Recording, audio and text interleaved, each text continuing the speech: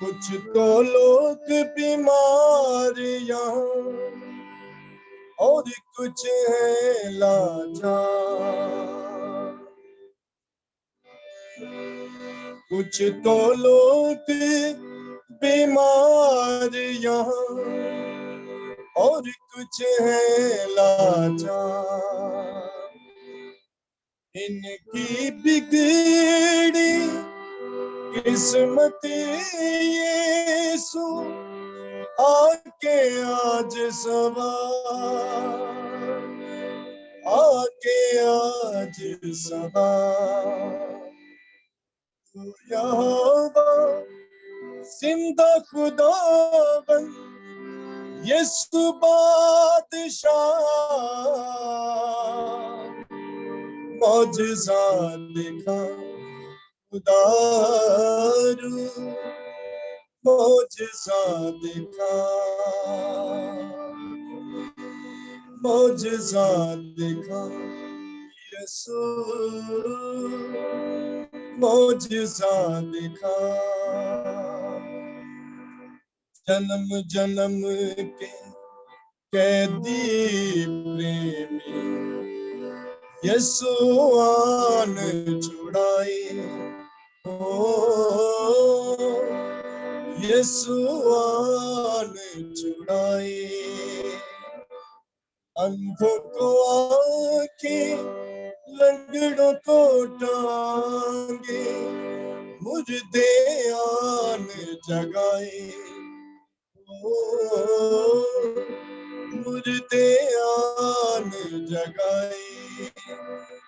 इस पंडाल में आज खुदारू बन के अबर छा जा,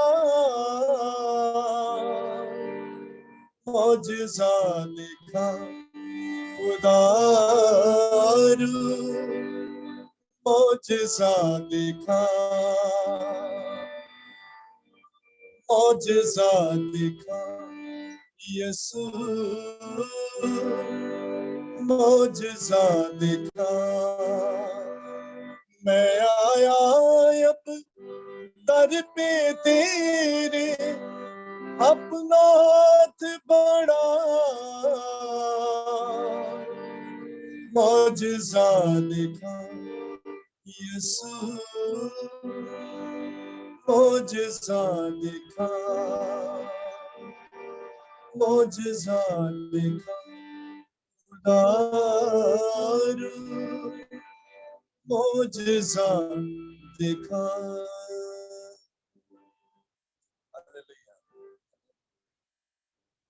Praise.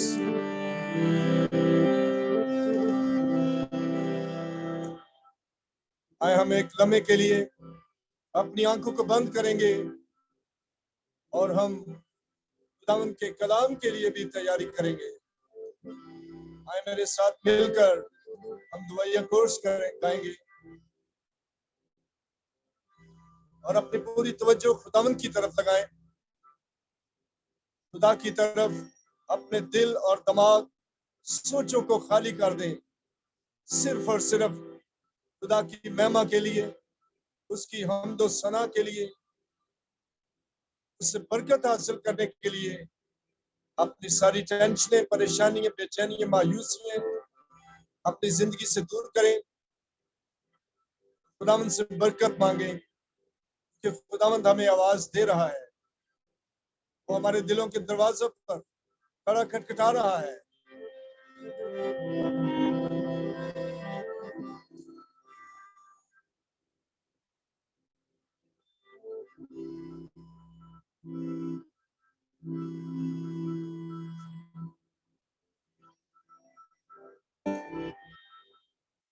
तेरी शीरी आवाज मैं सुनता हूँ खुदा, बुलाती पास चश्मे के।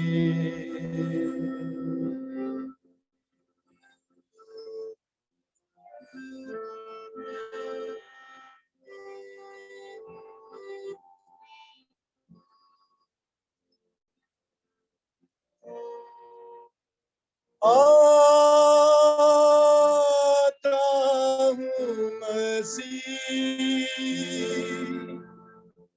आता तेरे पास, तो के साथ कर चश्मे से जो बहता क्रूस से खास। यीशु तू बख्शता है, कामिल प्यारी माँ, कामिल आराम ज़मीन पर और आसमान। आता हूँ मसीह,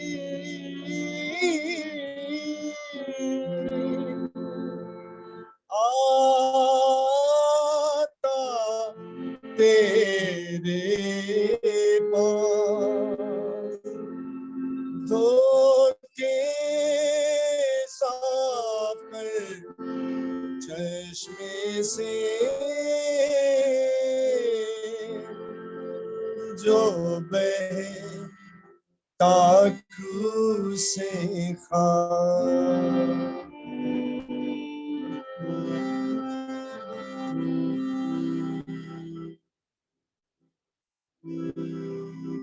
दुनिया की भीड़ में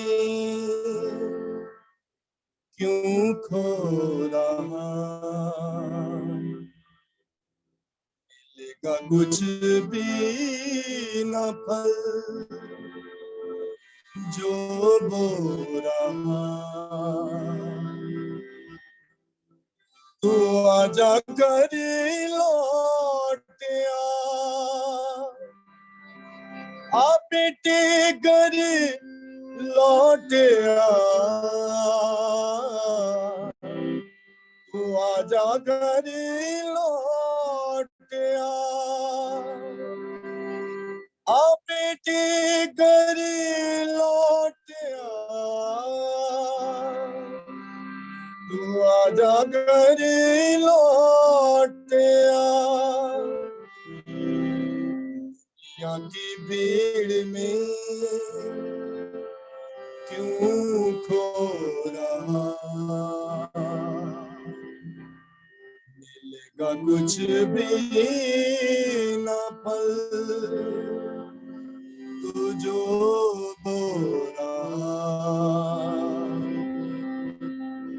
तू आजा घर लौट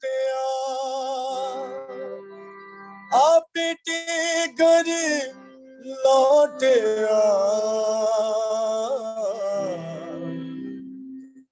की भीड़ में क्यों खो रहा।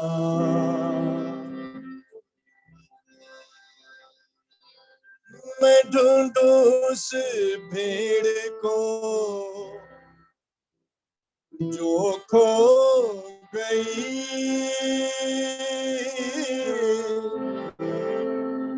मैं ढूंढूं उस भेड़ को जो खो गई, गुनाहों की जेल में जो बंद हो गई। मैं ढूंढूं उस भेड़ को जो खो गई राहों की जेल में जो बंद हो गई, तू आजा घर लौट आ बेटे घर लौट तू आजा घर लौट आ बेटे घर लौट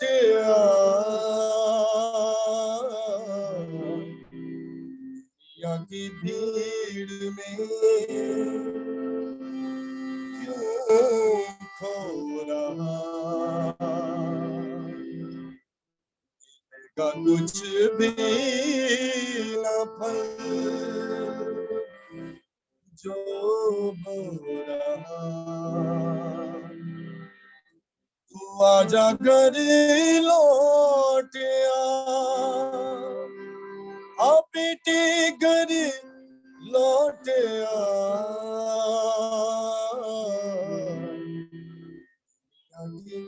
भीड़ में क्यों खो रहा। आमीन आमीन।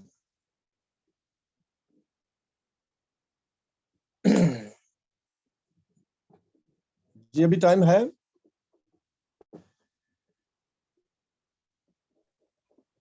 जी पास जी, और एक 4 मिनट, और एक 4 मिनट। 4 मिनट है? Yes yes okay. अभी फिर क्रिसमस के हवाला से एक हम गीत गाएंगे, लेकिन पंजाबी का है, अगर समझ सकेंगे पंजाबी कि उर्दू में गाएं? पंजाबी में गाइए पास जी, गो फॉर इट। जी पंजाबी में ही गाइए पास जी, अच्छा रहेगा। Okay okay.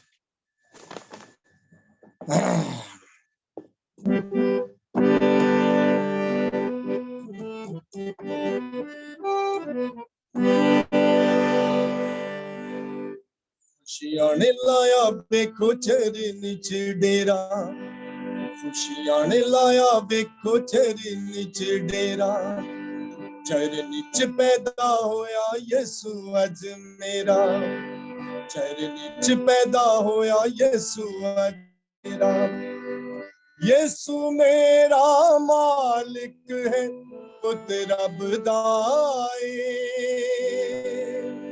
चरनी दे विच कीड़ा सोना लगदा आओ यसु नू वेखण चलिए असी रामा रब दियां मलिए ए दिन खुशियां दा भरिया बाज है आया बड़ा दिन खुशियां दा हालेलुया हालेलुया।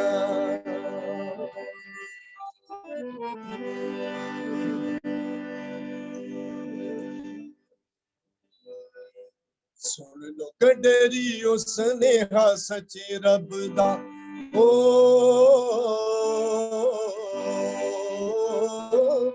सुन लो गडरियो स्नेहा सचे रब दा जी पैदा होया बेखो मालिक जगदा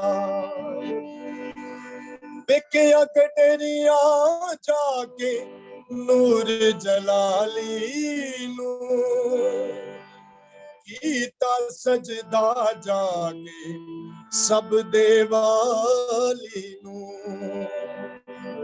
आओ यसु नू वेखण चलिए असी रामा रब दियां मलिए ए दिन खुशियां दा भरिया बाज है आया बड़ा दिन खुशियां दा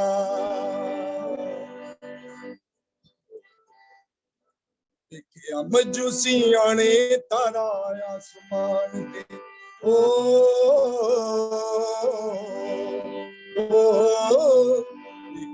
ਮਜੂਸੀਆਂ ਨੇ ਤਾਰਾ ਆਸਮਾਨ ਤੇ ਨਾ ਕਦੇ ਅਸੀਂ ਦੇਖਿਆ ਜਾਣਦੇ ਚਮਕਾਂ ਮਾਰ ਗਵਾਈ ਦੇਂਦਾ ਹੱਸਦਾ ਏ ਬੈਤਲਹਮ ਵਿੱਚ ਯਿਸੂ ਆਪਿਆ ਦੱਸਦਾ ਏ आओ यसु ਨੂੰ ਵੇਖਣ ਚੱਲੀਏ ਅਸੀਂ ਰਾਵਾਂ ਰੱਬ ਦੀਆਂ ਮਲੀਏ ਇਹ ਦਿਨ ਖੁਸ਼ੀਆਂ ਦਾ ਭਰਿਆ ਬਾਜ ਹੈ ਆਇਆ ਵੱਡਾ ਦਿਨ ਖੁਸ਼ੀਆਂ ਦਾ ਕਲੀਆਂ ਨੇ ਸੱਟੇ ਰੰਗ ਨੇ ਜਹਾਨ ਤੇ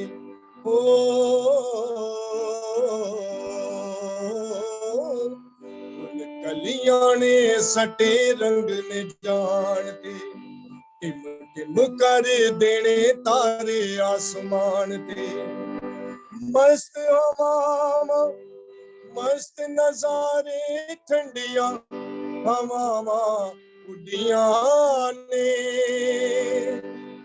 ਪ੍ਰੇਮੀ ਪਾਉਂਦੀਆਂ ਚਾਰ ਚਫੇਰੇ ਲੁੱਡੀਆਂ ਨੇ ਆਓ ਯਿਸੂ ਨੂੰ ਵੇਖਣ ਚੱਲੀਏ ਅਸੀਂ ਰਾਵਾਂ ਰੱਬ ਦੀਆਂ ਮਲੀਏ ਇਹ ਦਿਨ ਖੁਸ਼ੀਆਂ ਦਾ ਭਰਿਆ ਬਾਜ ਹੈ ਆਇਆ ਵੱਡਾ ਦਿਨ ਖੁਸ਼ੀਆਂ ਦਾ ਭਰਿਆ ਬਾਜ ਹੈ ਆਇਆ ਵੱਡਾ ਦਿਨ ਖੁਸ਼ੀਆਂ ਦਾ ਵੱਡਾ ਦਿਨ ਖੁਸ਼ੀਆਂ ਦਾ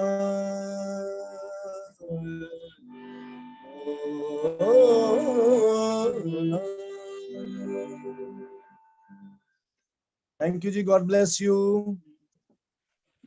Amen, amen, amen. Thank you, Pastor ji. Thank you so much. आप God bless हमको इस अच्छे वर्शिप में चलाए और आपका टेस्टमनी तो बहुत बड़ा है पास्टर। यीशु का महिमा हो। जो सब कुछ खत्म हो गया था, यीशु ने फिर से एक नया जीवन, Amen. नया काम किया है। यीशु का धन्यवाद। यीशु ने जिंदगी दी है आपकी दुआओं के वसीला से, आप सबकी दुआओं के वसीला से। पास्टर जॉर्ज ने बहुत दुआ की हमारे लिए, मैं उनका तहे दिल से शुक्रगुजार हूँ और बड़े दर्द के साथ दुआ की थी। तो आज मैं जिंदा हूँ, शुक्र है खुदावंद का, हालेलुया, कि आज मैंने वर्शिप की है। मैं खुदावंद का दिल की गहराइयों से शुक्रगुजार हूँ और आप सबका भी। Thank you so much. God bless you. Thank you so much pastor. Okay जी। सब लोग पास्टर जी बात करेंगे। थैंक यू जी, thank you so much. God bless, God bless. Peace. Okay. Right. Hallelujah. Thank you pastor. सब कुछ में से कि अब वचन का बारी है। हमारे बीच में पास्टर हरपाल सिंह जी हैं। Pastor ji praise the lord. और एक बार दूसरी बार आपको इस ग्रुप में, इस मीटिंग में आपको वेलकम करते हैं pastor ji. Praise the lord. Praise the lord, praise the lord, praise the lord. कैसे हैं मानव भाई? सब लोग हम ठीक हैं पास्टर जी, आप कैसे हैं? मैं ठीक हूँ, प्रभु के अनुग्रह से। बहुत लंबे समय बाद आपसे बात हो रही है। हाँ, यीशु मसीह का धन्यवाद हो। सब लोग पास्टर हरपाल सिंह जी के लिए तालियां बजा के उनको वेलकम करेंगे। Pastor ji, we welcome you in the name of Jesus Christ. Thank you everyone. Time is yours pastor ji, till 9:50. मैं उससे पहले ही समाप्त करूंगा। हालेलुया।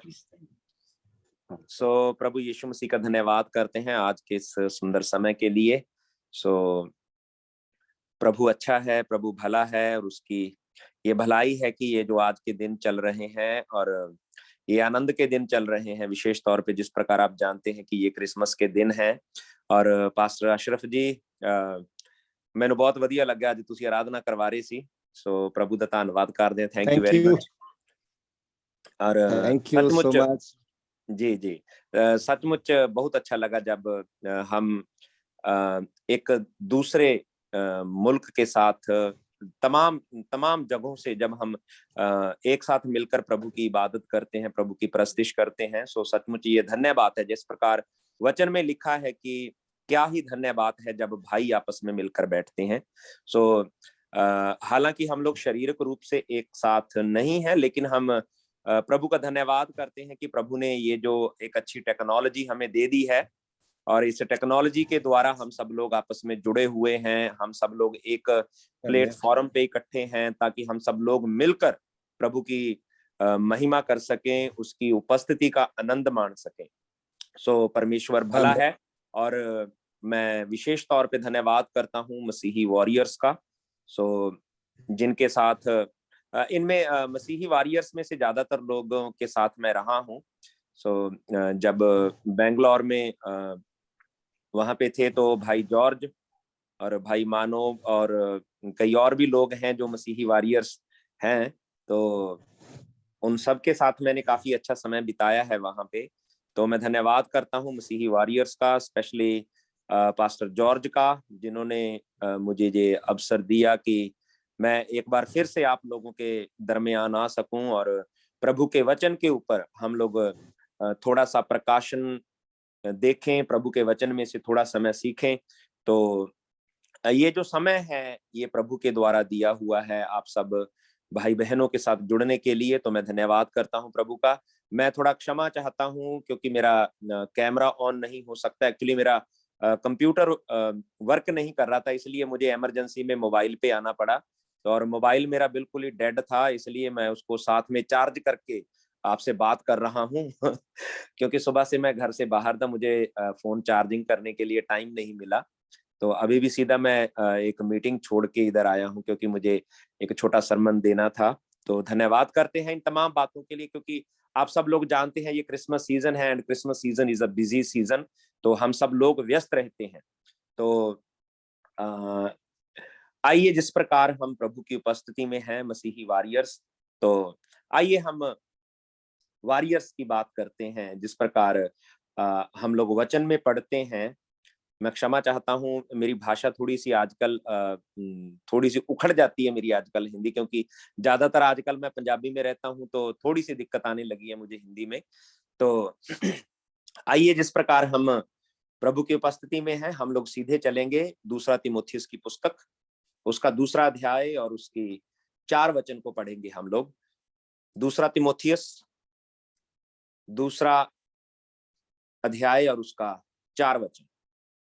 और यहाँ पे इस प्रकार लिखा है, जब कोई योद्धा लड़ाई पर जाता है तो इसलिए कि अपने भर्ती करने वाले को प्रसन्न करे, अपने आप को संसार के कामों में नहीं फंसाता। तो यहाँ पर एक योद्धा की बात हो रही है मेरे प्रियो। जब कोई योद्धा युद्ध में उतरता है, जब कोई योद्धा मैदान में जाता है, तो वह अपने भर्ती करने वाले को प्रसन्न करने के लिए वो अपने आप को संसारिक कार्यों में नहीं उलझाता, वह अपने आप को संसारिक कार्यों में नहीं फंसाता। तो बिल्कुल स्पष्ट बात है, हम सब लोग योद्धा हैं, हम सब लोग परमेश्वर के द्वारा बुलाए गए हैं इस संसार में उसके साक्षी होने के लिए, उसके गवाह होने के लिए, उसकी महिमा करने के लिए। अगर हम सचमुच उसकी महिमा करना चाहते हैं, अगर हम सचमुच उसकी परस्तिश करना चाहते हैं, उसने जो एक जिम्मेदारी देकर हमें इस संसार में भेजा है, तो हमें उस जिम्मेदारी को पूरा करने के लिए, उस मिशन को पूरा करने के लिए ये हमारे लिए बहुत जरूरी हो जाता है कि हम अपने आप को संसारिक कार्यों में ना फंसाएं। इसका मतलब ये नहीं है कि हम अपनी संसारिक जिम्मेदारियों से मुंह फेर लें, नहीं, यहाँ पे मुंह फेरने की बात नहीं हो रही है, यहाँ पे बात हो रही है फंसने की। हमें अपने आप को संसारिक कार्यों में फंसाना नहीं है। जैसे प्रभु यीशु मसीह ने कहा, तुम इस संसार में तो हो परंतु तुम इस संसार के नहीं हो। हम इस संसार में रहते हैं लेकिन हम इस संसार के नहीं हैं। हमारा जो देश है, जहां के हम नागरिक हैं, वो ये संसार नहीं है। हम स्वर्ग के नागरिक हैं। हम परमेश्वर के साथ वास करने वाले नागरिक हैं। मेरे प्रियो, तो हमें एक विशेष मिशन के साथ, एक विशेष जिम्मेदारी के साथ, एक विशेष कार्य के लिए इस संसार में रखा गया है, ताकि हम इस संसार में रहते हुए परमेश्वर के लिए कार्य कर सकें, परमेश्वर के लिए हम उसकी महिमा का कारण बन सकें। आइए आज हम जिस प्रकार बात कर रहे हैं एक सच्चे योद्धा की, एक सच्चा योद्धा जो होता है वो अपने आप को संसारिक कार्यों में नहीं फंसाता। अब देखिए आजकल जो प्रेजेंट सिनेरियो है, जो आजकल का जो मौजूदा हालात हैं, हम देखते हैं कि आजकल जो मसीहत है उसमें संसारिकता घुस गई है। हम लोग चुने गए थे परमेश्वर के लिए, अलग होने के लिए। हम लोग बुलाए गए थे परमेश्वर के लिए एक विशेष प्रजा होने के लिए। लेकिन आजकल के दौर में हम देखते हैं कि हम लोग आधे संसारिक हो चुके हैं। हमारा जो मन है वो आधा संसारिक है और आधा परमेश्वर के साथ है। लेकिन हमें संपूर्ण मन से परमेश्वर के साथ होने के लिए बुलाया गया, क्योंकि वो हमारा भर्ती करने वाला है। देखिए इस संसार में हमें किसी व्यक्ति ने नहीं भेजा, हम सब लोग परमेश्वर के द्वारा बुलाए गए हैं। जिस प्रकार प्रभु यीशु मसीह ने कहा यूहन्ना 15:16 में, तुमने मुझे नहीं चुना परंतु मैंने तुम्हें चुना और तुम्हें ठहराया ताकि तुम फलवंत हो। हम योद्धा हैं प्रभु के और हमें फलवंत योद्धा बनना है।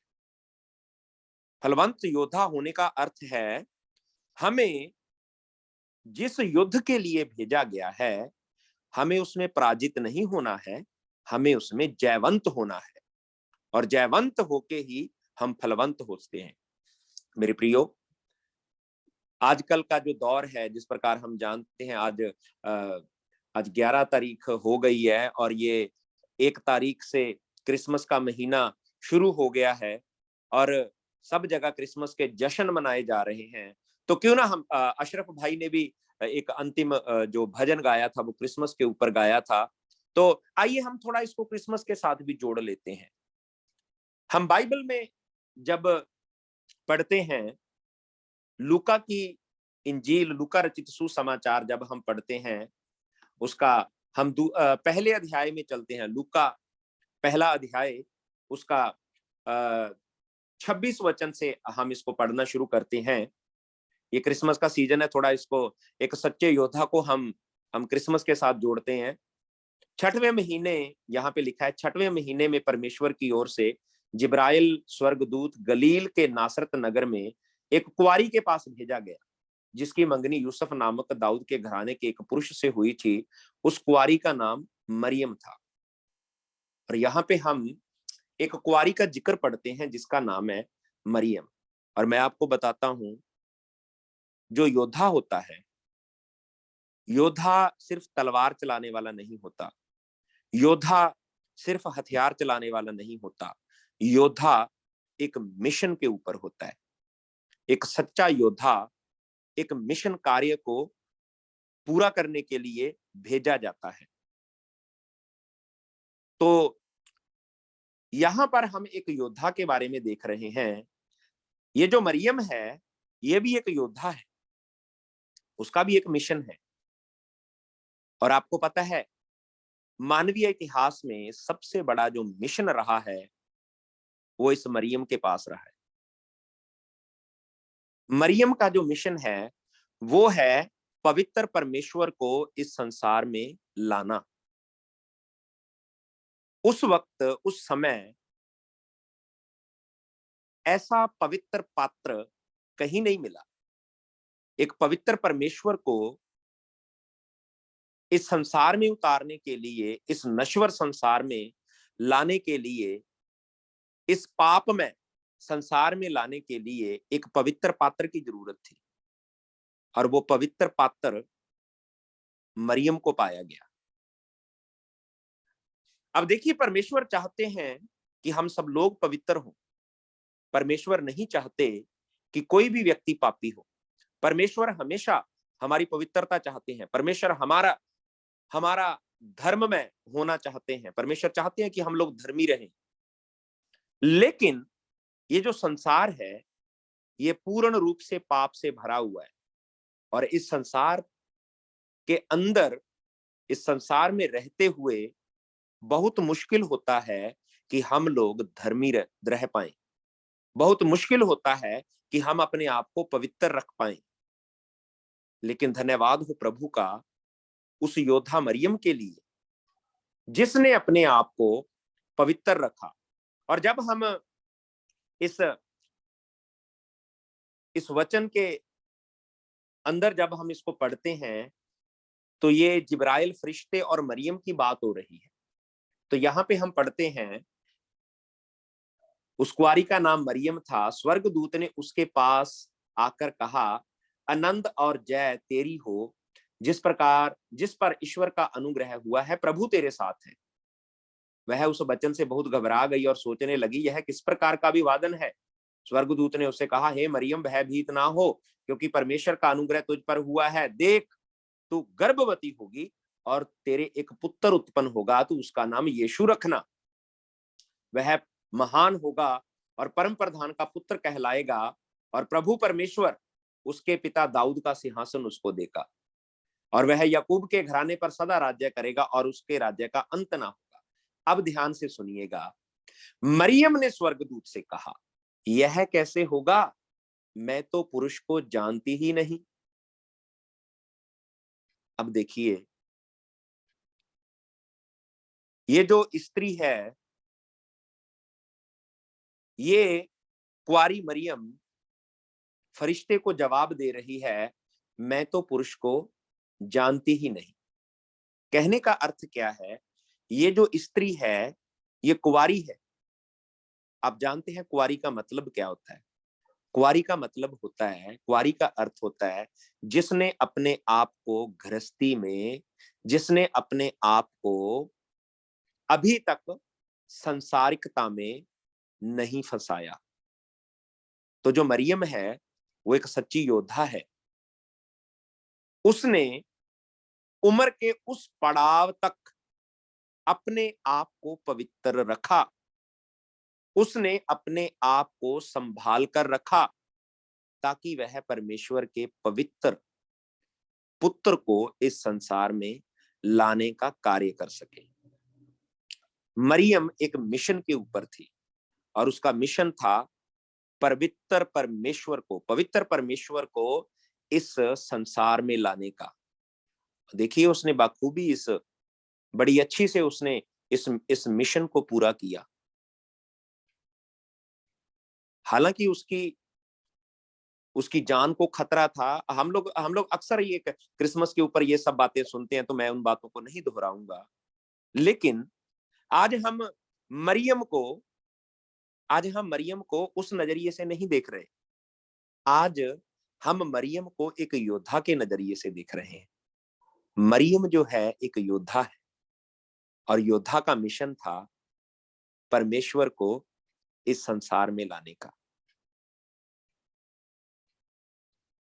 उसका मिशन उसने अपना वो युद्ध बखूबी निभाया, बखूबी लड़ा उसने। हो सकता है जब वो जवान हो रही होगी तो उसके अंदर भी संसारिक अभिलाषाएं उत्पन्न हो रही होंगी, उसके अंदर भी बहुत से पाप में स्वभाव आ रहे होंगे, लेकिन फिर भी उसने अपने आप को संभाल के रखा, क्योंकि एक दिन उसे पवित्र परमेश्वर के पवित्र पुत्र को इस संसार में लाने का कार्य करना था। हालांकि वो इस बात को नहीं जानती थी, नोइंगली अननोइंगली, जाने अनजाने उसने तो यह कभी कल्पना भी नहीं की होगी कि एक दिन मैंने परमेश्वर के पुत्र की मां बनना है, एक दिन मैंने पवित्र परमेश्वर को जन्म देना है। उसने कभी नहीं सोचा होगा। लेकिन उसने अनजान रहते हुए भी परमेश्वर के उस मिशन को पूरा किया। एक सच्चा योद्धा जो होता है वो अपने आप को संसारिक कार्यों में नहीं फंसाता, वो अपने मिशन के ऊपर बना रहता है, वो अपने युद्ध के ऊपर बना रहता है, वो अपने मैदान में डटा रहता है। क्यों? क्योंकि ये जो संसारिक अभिलाषाएं हैं, जो संसारिक कामनाएं हैं, ये बड़ी आसानी से फंसा लेती हैं, बड़ी आसानी से।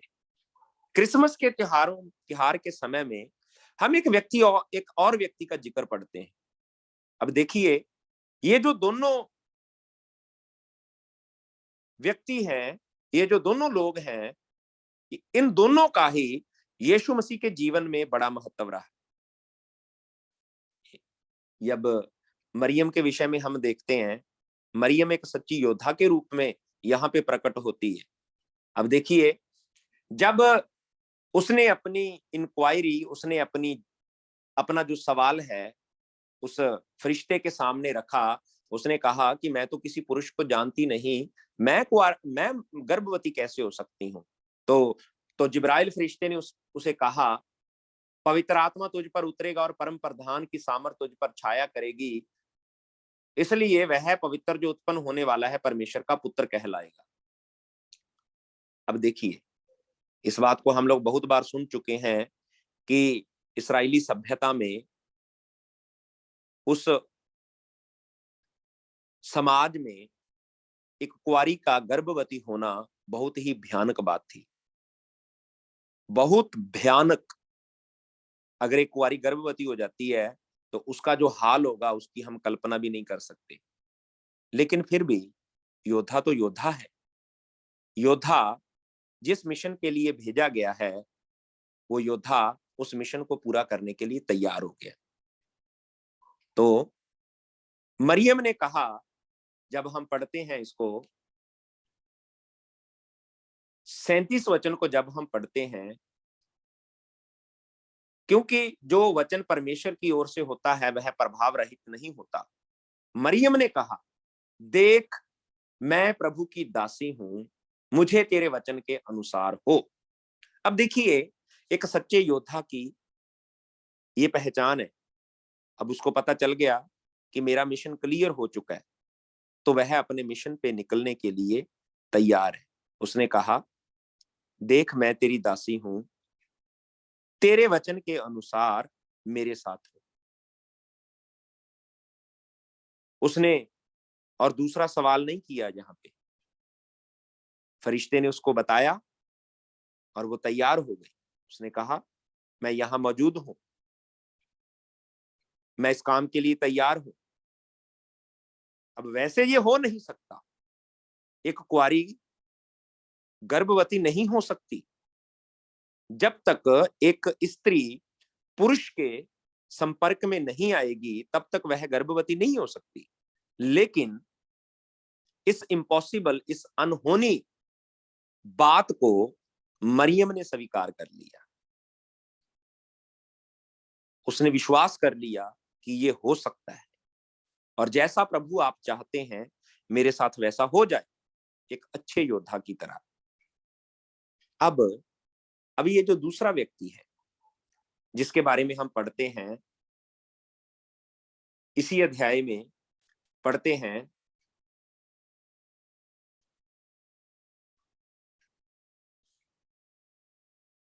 यहां पे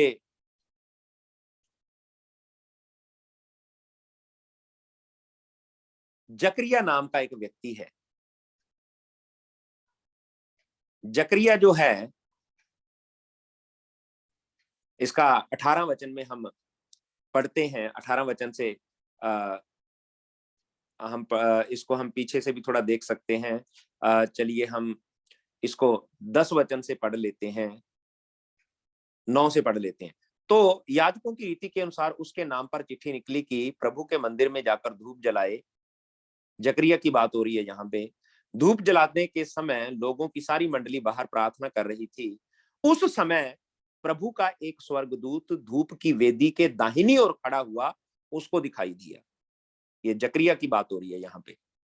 जकरिया देखकर घबराया और उस पर बड़ा भय छा गया, परंतु स्वर्गदूत ने उससे कहा, हे जकरिया, भयभीत ना हो, क्योंकि तेरी प्रार्थना सुन ली गई है और तेरी पत्नी इल्शिबा से तेरे लिए एक पुत्र उत्पन्न होगा और तू उसका नाम यूहन्ना रखना, तुझे आनंद और हर्ष होगा और बहुत से लोग उसके जन्म के कारण आनंदित होंगे, क्योंकि वह प्रभु के सामने महान होगा और दाखरस और मदिरा कभी ना पिएगा और अपनी माता ही के गर्भ से पवित्र आत्मा से परिपूर्ण हो जाएगा और इसराइलियों में से बहुतेरों को उनके प्रभु परमेश्वर की ओर से और फेरेगा। वह एलिया की आत्मा और सामर्थ में होकर उसके आगे आगे चलेगा कि पितरों का मन बाल बच्चों की ओर फेर दे और आज्ञा ना मानने वालों को धर्मियों की समझ पर लाए और प्रभु के लिए एक योग्य प्रजा तैयार करे। अब देखिए, जहां पर जिब्राइल पूरी व्याख्या कर रहा है, पूरा डिस्क्रिप्शन दे रहा है उसको। अब आगे सुनिए 18 वचन को। जकरिया ने स्वर्गदूत से पूछा, मैं यह कैसे जानूं, क्योंकि मैं तो बूढ़ा हूं और मेरी पत्नी भी बूढ़ी हो गई है। एक जो सच्चा योद्धा होता है ना, वो अपनी सर्कमस्टेंसेस के ऊपर ध्यान नहीं देता। अब देखिए, यहाँ पे दो योद्धा हैं। एक योद्धा है, उसके लिए भी सर्कमस्टेंसेस अच्छे नहीं है, उसके लिए भी कार्य करना इम्पॉसिबल है, लेकिन उसने सवाल नहीं किया। उसने कहा कैसे होगा, उसको बताया गया और उसने मान लिया। ठीक है, यहाँ पे एक व्यक्ति है जो प्रार्थनाएं करते करते बूढ़ा हो चुका है और फरिश्ते ने उसको पहली बात ही ये बोली है, तेरी प्रार्थनाएं सुन ली गई हैं, तेरी प्रार्थनाएं। तो इसका अर्थ है कि जो जकरिया है वो बहुत लंबे समय से प्रार्थनाएं करता आ रहा था कि मेरे घर में संतान हो, लेकिन उसके घर में संतान नहीं हुई। अब बुढ़ापे में जाकर, एकदम बुजुर्गी में जाकर उसकी प्रार्थना सुनी गई और जब उसकी प्रार्थना सुनी गई है तो उसको विश्वास नहीं हो रहा कि मेरी प्रार्थना सुन ली गई। तो वो क्या कर रहा है, एक अच्छा योद्धा ना होने का प्रमाण दे रहा है। वो जिस परमेश्वर के सामने खड़े रहकर प्रार्थनाएं कर रहा है, वो जिस परमेश्वर के घर में, जिस प्रभु के भवन में खड़े होकर वो धूप दुखाता है, धूप जलाता है, उसके पवित्र भवन में उसकी महिमा करता है, उस सामर्थी परमेश्वर की आराधना करता है, उसे उसी सामर्थी परमेश्वर की क्षमता के ऊपर विश्वास नहीं है। क्यों? अब जब आप जकरिया को देखेंगे, असल में यहां पे आप देखिए जकरिया जवाब क्या दे रहा है। जकरिया ने स्वर्गदूत से पूछा, मैं यह कैसे जानूं, क्योंकि मैं तो बूढ़ा हूं और मेरी पत्नी भी बूढ़ी है। अब देखिए, जब वो बुढ़ापे की बात कर रहा है तो असल में वो किस नजरिए से बात कर रहा है? वो बुढ़ापे की बात कर रहा है संसारिक नजरिए से, क्योंकि इलाज करवाते करवाते, लोगों के मशवरे सुनते सुनते जकरिया और एलशिबा बूढ़े हो चुके थे। जो भी दुनिया ने बताया होगा, हम सब लोग इस दुनिया में रहते हैं, जब कोई काम नहीं होता ना, है ना, हम लोग को प्रार्थना बाद में करते हैं। ठीक है, प्रार्थना भी करते हैं, लेकिन प्रार्थना करने से पहले हम दुनिया भर के टोटके इस्तेमाल करते हैं। हमें जो कहा जाता है हम वही करते हैं। किसी ने बोल दिया ये कर लो, ये हो जाएगा, वो कर लो, ये हो जाएगा, ऐसे कर लो, ये हो जाएगा। हम दुनिया भर के टोटके इस्तेमाल करते हैं और मेरे हिसाब से, ये मेरा सोचना है, जकरिया और एलशिबा ने भी खूब टोटके आजमाए होंगे, संसार के। प्रार्थनाएं भी की होंगी, लेकिन संसार के टोटके भी इस्तेमाल किए होंगे। संसार के टोटके इस्तेमाल करते करते उनका जो दिमाग था, उनकी जो सोच विचार थी, वो एकदम संसारिक हो चुकी थी, वो एकदम शरीर को हो चुकी थी। उनकी मानसिकता शरीर थी, इसीलिए तो उन्होंने शरीर की बात की। अगर उनकी मानसिकता आत्मिक होती तो उन्होंने जिब्राइल फरिश्ते का अभिवादन सुनते ही उस बात को स्वीकार कर लेना था। अब जिब्राइल फरिश्ते ने बोला क्या? उसने कहा तेरी प्रार्थनाएं सुन ली गई। लेकिन अब इस संसारिक मनुष्य को, इस संसार में फंसे हुए योद्धा को अपनी स्वयं की प्रार्थनाओं पर विश्वास नहीं। क्यों? क्योंकि उसके मन में बहुत सी संसारिकता भर चुकी थी। उसका जो ध्यान था वो आत्मा के ऊपर नहीं था, उसका जो ध्यान है वो शरीर के ऊपर था। और इसीलिए उसने कहा मैं तो बूढ़ा हो चुका हूं, मेरी पत्नी बूढ़ी हो चुकी है, हम लोग कैसे बच्चा उत्पन्न करेंगे? लेकिन देखिए, परमेश्वर तो परमेश्वर है, परमेश्वर तो कुछ भी कर सकता है। जिस सर्वशक्तिमान परमेश्वर की वो आराधना करता है, उसे उसी की क्षमता के ऊपर विश्वास नहीं। तो मेरे प्रिय भाई और बहनों, हमें सच्चे योद्धा बनना है। हमें मरियम के जैसा योद्धा बनना है, जिसने अपने आप को संसारिक कामों में नहीं फंसाया। उसकी जो विचारधारा थी वो संसारिक नहीं थी, उसकी विचारधारा आत्मिक थी, उसका मन आत्मिक था। हालांकि उसके सामने वो कार्य रखा गया जो कभी नहीं हो सकता था। और मेरे हिसाब से मरियम ने तो कभी प्रार्थना ही नहीं की होगी कि मैं गर्भवती हूं और एक पुत्र जनूं। नहीं, उसने तो कभी प्रार्थना नहीं की होगी इस विषय के ऊपर। लेकिन जब पहली बार जिब्राइल ने आकर उसे ये कहा कि तू गर्भवती होगी, तो उसने उस बात को स्वीकार कर लिया। और एक तरफ एक ऐसा योद्धा है जिसने अपनी जवानी से लेकर बुढ़ापे तक खूब प्रार्थनाएं की, खूब परमेश्वर के भवन में समय बिताया होगा। लेकिन जब उसकी प्रार्थना सुनी गई तो उसके मन में शंका आ गई। और ये शंका क्यों आई? क्योंकि वो अपने संसार को देख रहा था, वो अपने शरीर को देख रहा था। लेकिन मेरे भाई और बहनों, आज के समय ये हमारे लिए एक बड़ा अच्छा सबक है, हमारे लिए एक बहुत अच्छी शिक्षा है। हमारा मन शरीर के ऊपर नहीं, हमारा ध्यान हमारी अवस्थाओं पर नहीं, हमारा ध्यान परमेश्वर पर होना चाहिए।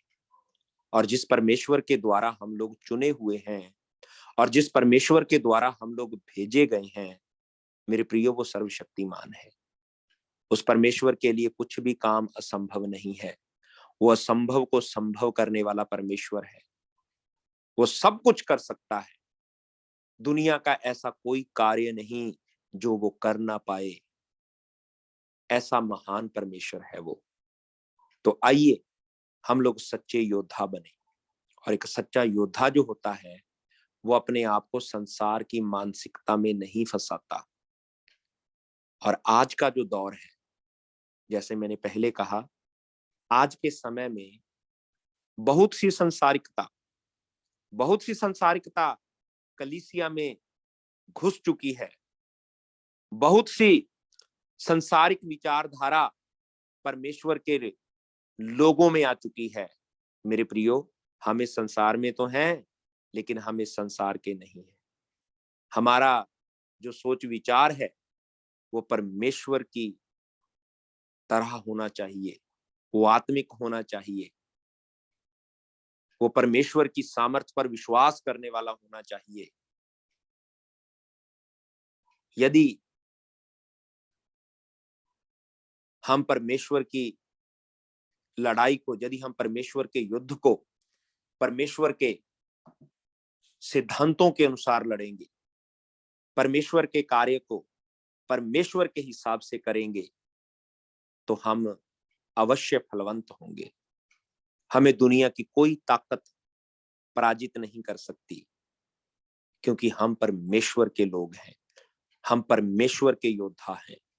और हमारा युद्ध परमेश्वर लड़ेगा, वो हमारे आगे चलकर लड़ेगा।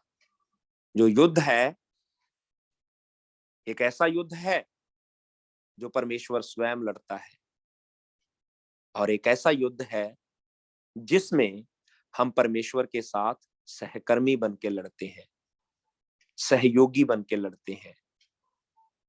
तो बहुत से कार्य होते हैं जो परमेश्वर स्वयं करते हैं, लेकिन कुछ कार्य होते हैं जो हमें परमेश्वर के साथ चल के करने पड़ते हैं। तो मेरे प्रियो, आइए हम अपने आप को तैयार करें। इन दोनों कार्यों में से जो भी कार्य हो, हम उसके लिए तैयार रहें। आइए हम छोटी सी प्रार्थना करेंगे। एक बार फिर से मैं बताना चाहूंगा, हम परमेश्वर के द्वारा बुलाए गए सच्चे योद्धा बनना है। हमें योद्धा बनना है, और जो सच्चा योद्धा होता है वो अपने भर्ती करने वाले को प्रसन्न करने का प्रयास करता है। और हमारा भर्ती करने वाला प्रभु है, परमेश्वर है हमारा। तो हमारा प्रयास उसको प्रसन्न करना होना चाहिए, और उसको प्रसन्न हम तभी कर पाएंगे जब हम अपने आप को संसारिकता में नहीं फंसाएंगे। याकूब के पत्री में एक वचन लिखा है, संसार के साथ मित्रता परमेश्वर के साथ शत्रुता है।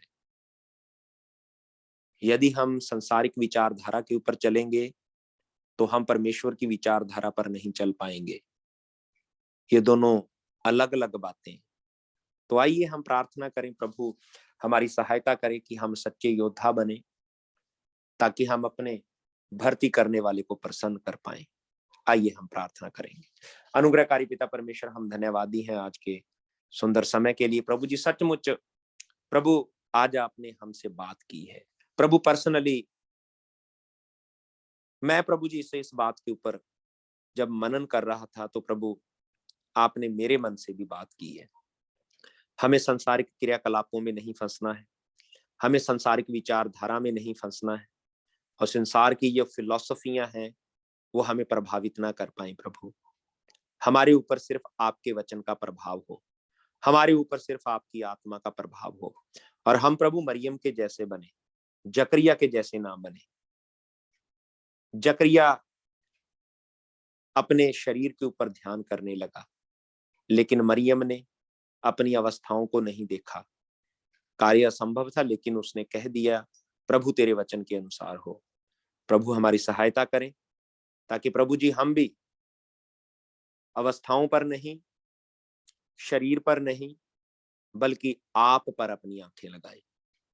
और प्रिय इन भाई बहनों के लिए भी मैं प्रार्थना करता हूँ, विशेष तौर पे मसीही वॉरियर्स के लिए प्रार्थना करता हूँ। प्रभु आप इन सबको आशीष दीजिए, इन सबको ब्लेस कीजिए। प्रभु इनकी सेवकाइयों को, इनके परिवारों को ब्लेस कीजिए।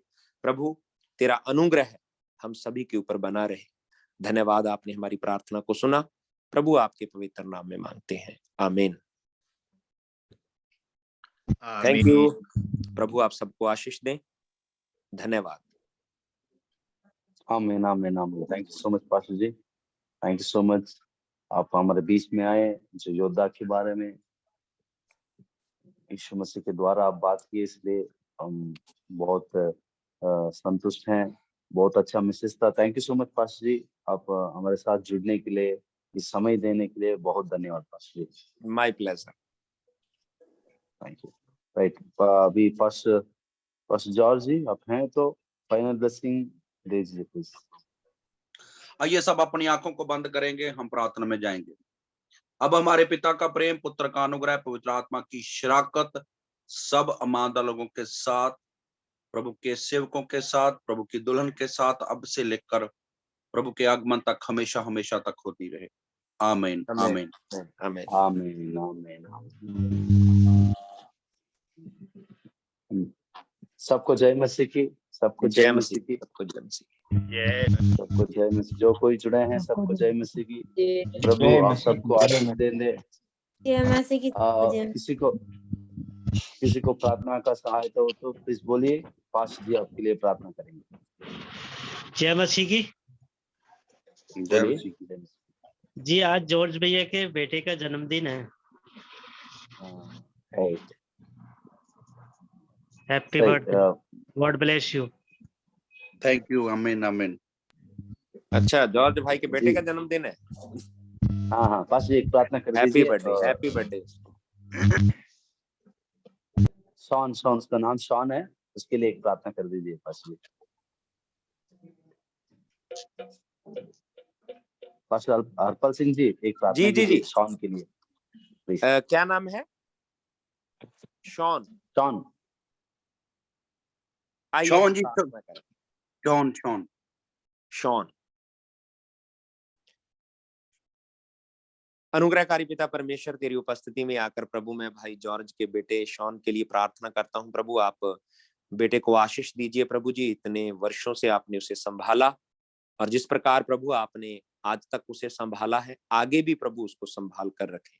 प्रभु बेटा बड़ा होकर तेरी महिमा करने वाला बने प्रभु जी। और प्रभु तेरा अनुग्रह, तेरी दया, तेरी कृपा, तेरी शांति प्रभु उस बच्चे के ऊपर बनी रहे। और जिस प्रकार प्रभु आज हमने वचन में से भी सुना है और हम प्रार्थना करते हैं बेटे के लिए, प्रभु उस बेटे के ऊपर प्रभु जी संसारिकता का प्रभाव नहीं बल्कि आपकी आत्मा का प्रभाव हो प्रभु जी। और आने वाले दिनों में वो एक आत्मिक मनुष्य बने, आपकी महिमा करने वाला मनुष्य बने। और प्रभु जो विश्वास की धरोहर, जो विश्वास की विरासत प्रभु उसे अपने माता पिता, अपने बुजुर्गों से मिली है, वो विश्वास की धरोहर को प्रभु जी, वो विश्वास की विरासत को प्रभु आगे ले जा सके प्रभु जी, और अपनी आने वाली पीढ़ियों को सौंप सके प्रभु जी। तेरी बड़ी कृपा, तेरा बड़ा अनुग्रह है प्रभु बच्चे के ऊपर बना रहे। और आने वाले दिनों में प्रभु जी इस बच्चे को आपके राज्य में चमकता सितारा बनाए प्रभु जी, जो तेरी महिमा के लिए बड़े कार्य करे प्रभु जी, तेरी महिमा के लिए चमके प्रभु जी। आदर महिमा प्रभु तेरे नाम को देते हैं, पवित्र नाम में मांगते हैं, आमीन आमीन आमीन आमीन। ओके जी, सबको जय मसीह की। आमीन, एक बार आमीन, फिर आमीन। से thank you so much pastor प्रभु जी। आप सबको आशीष दें। धन्यवाद। सबको जय जी, आमीन, मसीह, आमीन। सबको प्रेज लॉर्ड, सबको प्रेज लॉर्ड, यीशु सबको आशीष दें दे, सबको जय मसीह की। फिर अगले संडे मिलेंगे, सबको प्रेज लॉर्ड।